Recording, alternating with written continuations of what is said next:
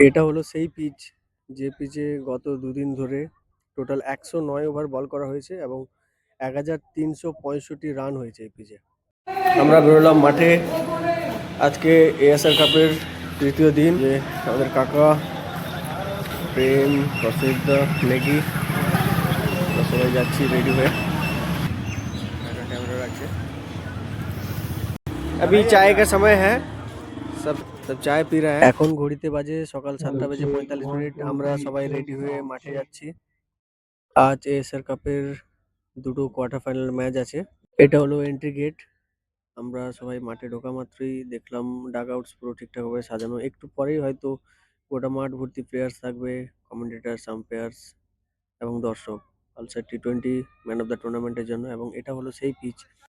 এই পিচে এখনো পর্যন্ত টোটাল 109 ওভার বল করা হয়েছে এবং 1365 রান হয়েছে এই পিচে। মাঠ পুরো রেডি দুটো সেমিফাইনালিস্ট টিমকে দেখার জন্য।